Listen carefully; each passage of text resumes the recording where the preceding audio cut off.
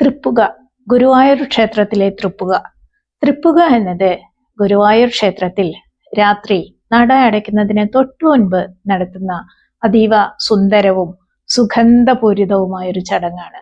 അത്താഴ ശീവേലി കഴിഞ്ഞ് ഭഗവാൻ അകത്തേക്ക് എഴുന്നള്ളിയാൽ ഉടൻ തന്നെ തൃപ്പുക നടത്തുന്നു. സുഗന്ധദ്രവ്യങ്ങൾ പുകച്ച് ക്ഷേത്രത്തിനുള്ളിൽ സുഗന്ധം നിറയ്ക്കുന്നൊരു ചടങ്ങാണിത്. ഇതിനുശേഷം നട അടയ്ക്കും. അതോടെ ആ ദിവസത്തെ ദർശനം അവസാനിക്കുന്നു. ഭഗവാനെ ഉറക്കാൻ കിടത്തുന്ന സങ്കല്പമാണ് ഇത്. തൃപ്പുകയുടെ ഐതിഹ്യം പ്രധാനമായും ഭഗവാന്റെ പരമഭക്തനായിരുന്ന വില്ലുമംഗലം സ്വാമിയാരുമായിട്ട് ബന്ധപ്പെട്ടതാണ്.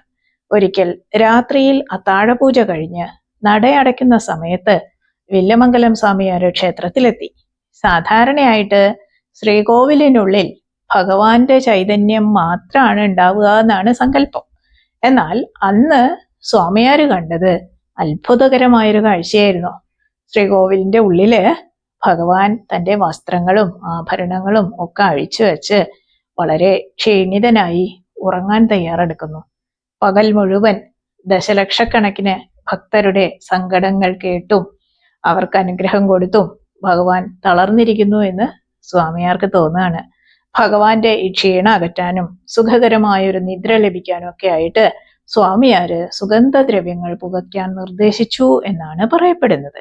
ഈ സുഗന്ധം ശ്വസിക്കുമ്പോൾ ഭഗവാന്റെ മനസ്സിനും ശരീരത്തിനും ഒക്കെ കുളിർമ ലഭിക്കും എന്നും അദ്ദേഹം വിശ്വസിച്ചു. അന്ന് മുതലാണ് തൃപ്പുക എന്ന ചടങ്ങ് ഗുരുവായൂരിൽ തുടങ്ങിയത് എന്ന് വിശ്വസിക്കപ്പെടുന്നു.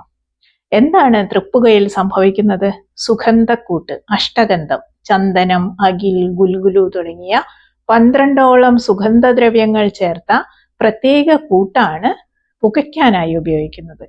ചടങ്ങ് എങ്ങനെയാ വെച്ചാല് അത്താഴ ശീവേലി കഴിഞ്ഞ് ഭഗവാൻ അകത്തേക്ക് എഴുന്നള്ളിയാൽ ശാന്തിക്കാര് ഈ സുഗന്ധക്കൂട്ട് വെള്ളിപ്പാത്രത്തിൽ കനലിന്റെ മുകളിലിട്ട് പുകയ്ക്കും. ഈ പുക ശ്രീകോവിലിനുള്ളിൽ നിറയും.